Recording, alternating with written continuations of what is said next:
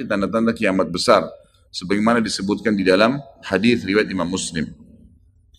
Yang pertama adalah keluarnya Dajjal. Dan Dajjal ini diambil dari kata-kata Dajjala yang berarti kekacauan. Kekacauan. Dan ini digunakan untuk nama seseorang yang memang akan dikeluarkan oleh Allah Azza wa Jal sebagai fitnah bagi kaum muslimin. Makanya kita dalam tahiyat membaca wa'udzubika min fitnatil masihid dajjal, dan jauhkanlah kami dari fitnahnya Masih Dajjal. Nanti akan saya paparkan panjang lebar. Yang kedua adalah sementara Dajjal membuat kerusakan di muka bumi, maka akan keluar Mahdi. Yang kata Nabi SAW, akan keluar seseorang yang sama namaku, Muhammad bin Abdullah, akan sama paras wajah dan poster tubuhku, sama persis dengan Nabi SAW, alisnya, matanya, kulitnya, dan dari keturunanku, dari kota Madinah. Jadi kan sebagian ulama hadis mengatakan ini kemungkinan dari turunan Hasan radhiyallahu anhu, karena memang sekarang yang banyak di Madinah itu turunan Hasan radhiyallahu anhu. Maka dia akan keluar dan Allah mengubahnya dalam sehari semalam. Kemudian dia keluar dari Madinah ke Mekah, lalu dibayat dengan 300 orang, lalu kemudian mereka membentuk pasukan untuk mengejar Dajjal. Kemudian yang ketiga, pada saat itu, nanti akan saya jelaskan panjang lebar, ini garis umumnya dulu. Yang ketiga akan turun Nabi Isa alaihissalam. Pada saat pasukan Mahdi sudah sampai di masjid, ya, Menara Putih, dikatakan, dan subhanallah, masjid itu kata ulama hadis ada sekarang di Damaskus, di ibu kota Syria. Ada masjid yang disebutkan Menara Putih, dan Nabi SAW sebutkan dengan nama Menara Putih. Nanti mereka akan tinggal sholat asar situ, lalu Isa alaihissalam turun. Kemudian setelah itu, setelah Isa alaihissalam ya, datang, turun, kemudian memerangi Dajjal, datang tanda-tanda hari kiamat. Yang keempat adalah Ya'juj wa Ma'juj. Dua suku yang dari anak Adam diciptakan oleh Allah Subhanahu wa Ta'ala, tapi mereka berbeda dengan kita. Mereka sangat beringas, memakan semuanya, kala jengking, ular, hewan-hewan, jumlahnya banyak. Bahkan seseorang di antara mereka tahu kalau akan mati kalau seandainya sudah memiliki 1000 orang anak. Dan mereka akan membuat kerusakan, membunuh semua yang ditemui. Kafir, beriman, tidak ada urusan. Selain mereka akan dibunuh. Ini ada ciri-cirinya.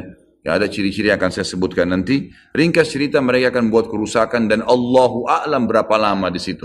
Isa alaihissalam dan kaum mukminin akan sembunyi di gunung-gunung, dan mereka akan mati bukan dengan peperangan dengan kaum mukminin, tapi dengan doa Isa alaihissalam yang berdoa, lalu Allah matikan mereka dengan satu kali mati.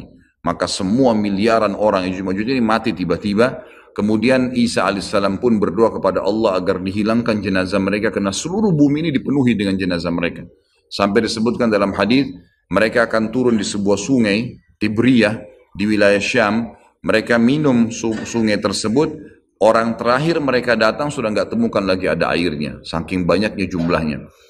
Dan saya pernah tanyakan ke dosen saya sendiri waktu tingkat 3 kuliah bicara masalah Ya'juj Ma'juj ini, saya bilang, Syekh, apakah ada orang dari kita yang ikut dengan pasukan mereka?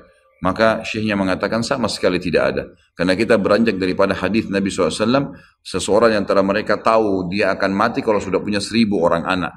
Dan mereka akan membunuh semua selain mereka. Jadi ada ciri khasnya sendiri. Kemudian setelah mereka mati pun, Isa alaihissalam berdoa, lalu Allah SWT datangkan burung-burung yang besar dari arah barat, yang mencengkram mereka satu-satu, lalu dibuang ke lautan ke arah timur. Kemudian Allah turunkan hujan yang membersihkan kotoran-kotoran mereka. Jadi sudah ada tanda-tanda kiamat pertama Dajjal, nanti akan saya ceritakan ceritanya. Kemudian ada Mahdi keluar dari Madinah, kemudian turunnya Isa alaihissalam, kemudian Ya'juj Ma'juj. Setelah berjalannya waktu, maka akan terjadi orang-orang kufur kembali kepada risalah langit. Setelah pada saat itu Isa alaihissalam sudah meninggal dunia, sudah mulai sebenarnya tentram, orang sudah mengenal Allah, tapi dengan berjalannya waktu manusia mulai lalai, mulai lagi kembali menyembah berhala, mereka lagi berbuat zina, mereka melakukan kekacauan. Maka keluar tanda-tanda kiamat besar yang kelima, yaitu keluarnya dabbah atau hewan melata. Yang hewan melata ini akan keluar dari tanah, berbentuk seperti hewan, tapi dia bisa berbicara, dan dia membawa cap yang dia mencap orang beriman dan orang kafir. Setiap kali mereka buat kesalahan, ya diingatkan oleh dabbah ini, kalau kamu sedang lalai dari jalan Allah, kembalilah. Dan itu tadi yang ayat yang kita bacakan, surah An-Naml ayat 82. Kemudian setelah itu datang tanda-tanda kiamat yang keenam.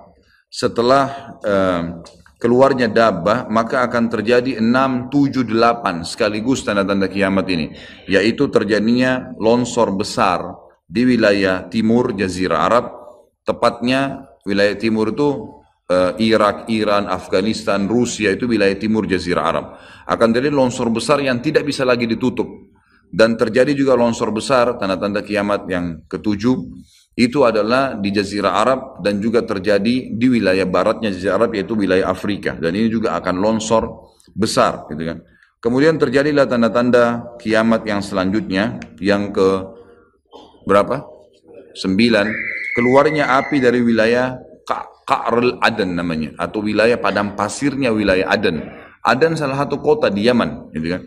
Dan sekarang ini sudah ada diangkat di YouTube, dicuplikan, dan saya pernah lihat sebagian padang pasir wilayah Aden ini yang disebutkan dengan Ka'ril Aden itu memang tidak ada orang yang tinggal situ karena panasnya, gitu kan. Dan ada wilayah padang pasir yang sempat terbelah dan mereka melihat dan diteliti secara ilmiah di bawah itu ada api yang sangat besar. Jadi ini sudah disebutkan dalam hadis Nabi Sallallahu Alaihi Wasallam.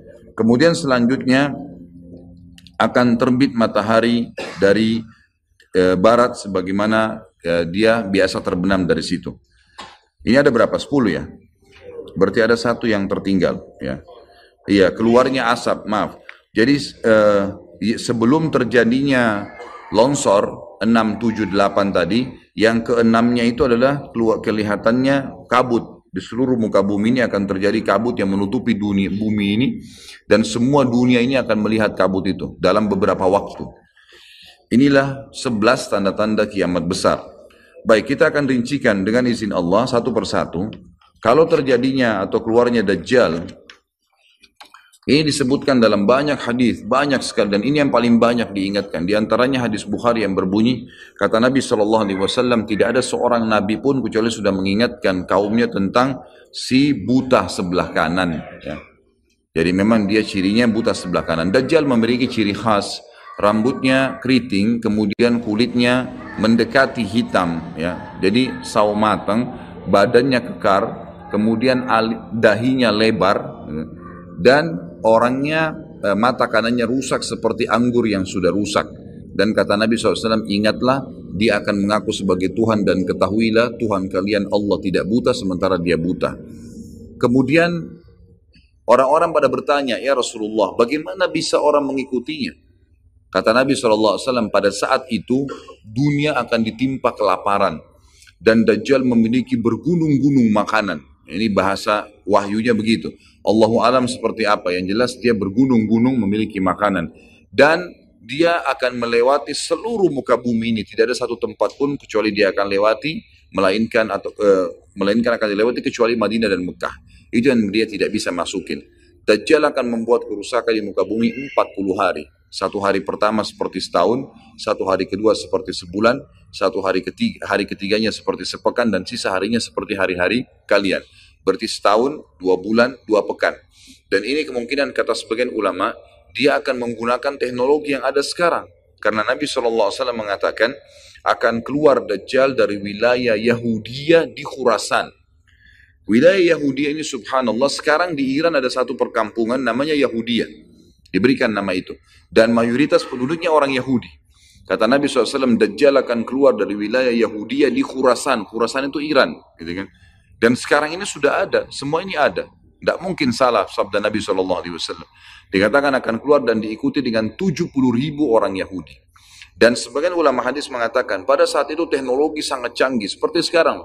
Lebih canggih lagi. Gitu kan? Sehingga Dajjal mengelilingi muka bumi ini dengan 1 tahun, 2 bulan, 2 pekan itu sudah kelilingi seluruh dunia. Dan setiap kali kata Nabi SAW dia memasuki sebuah wilayah dan orang-orang beriman padanya, maka wilayah itu akan subur, turun hujan dari langit, perekonomian mereka, ya, perkebunan, peternakan, semua akan subur.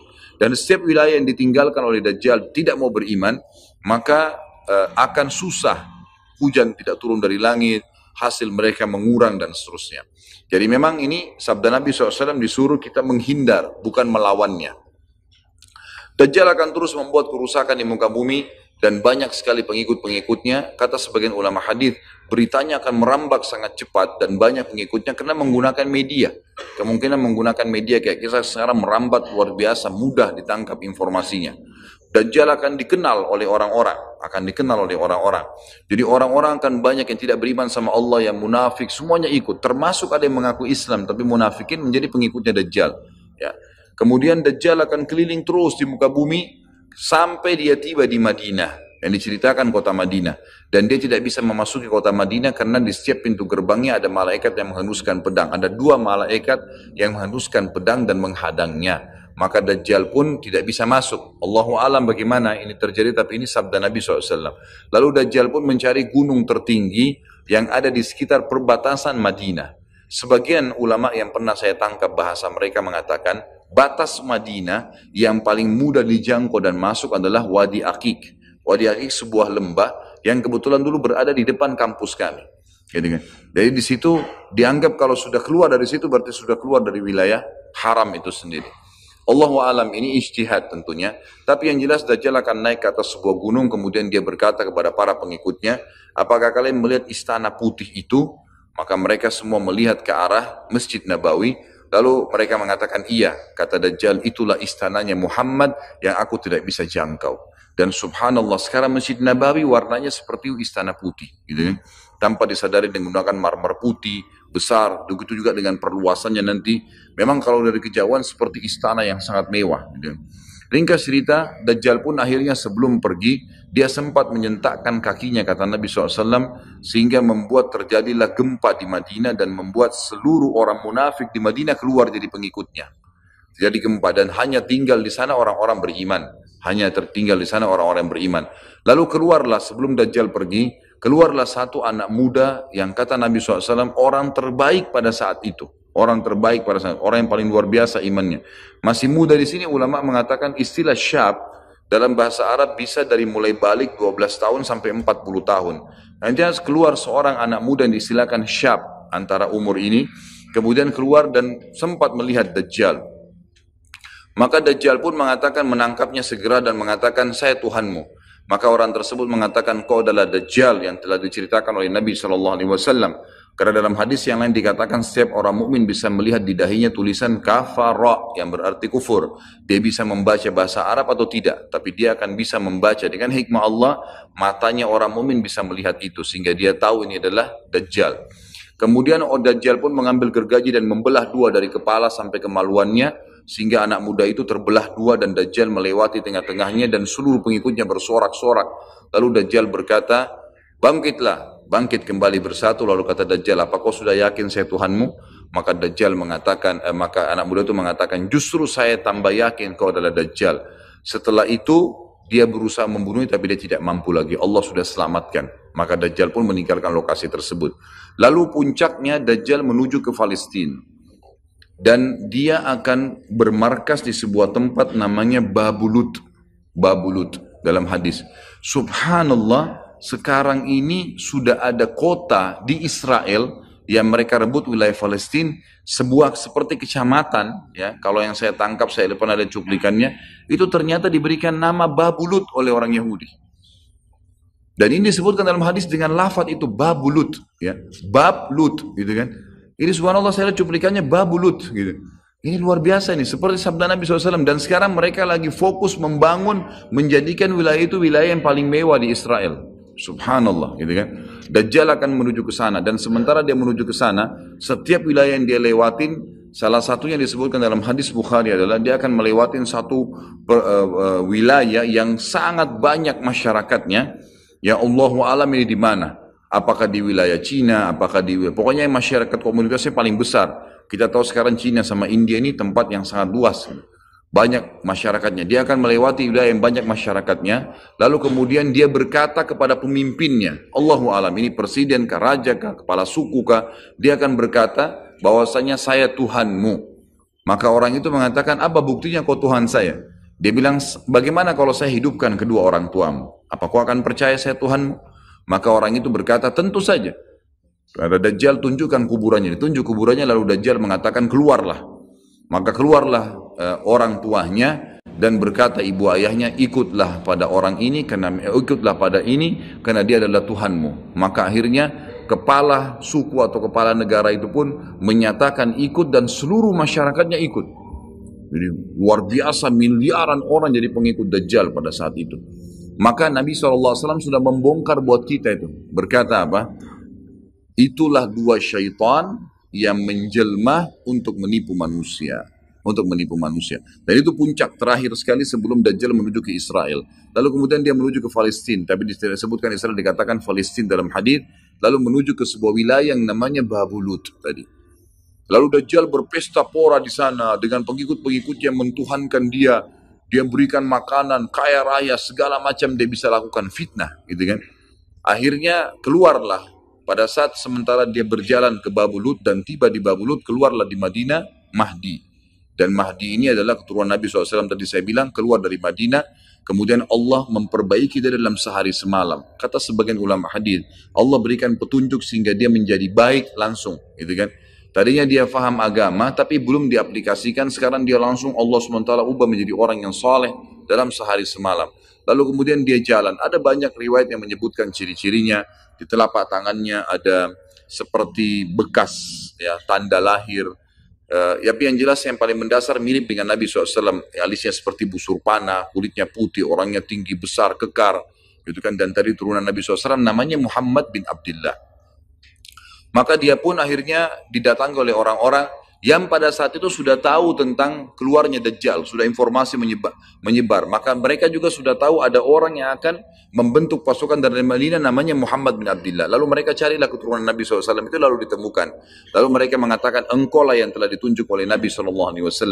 Maka keluarlah memimpin kami untuk memerangi Dajjal. Dia pun awalnya menolak sampai dia pergi ke Mekah, kata Nabi SAW, lalu diikuti oleh 300 orang masyarakat membaiatnya, lalu terbentuklah pasukan muslimin yang tidak tahu Allahu alam berapa jumlahnya pada saat itu, lalu mereka menuju ke Palestina, melewati negeri Palestina, melewati negeri Syria, dan akhirnya mampir di Masjid Darul Baito tadi, Menara Putih, yang tujuannya untuk mengerjakan sholat asar. Dan pada saat itu terjadilah tanda-tanda kiamat besar ketiga, Isa alaihissalam akan turun.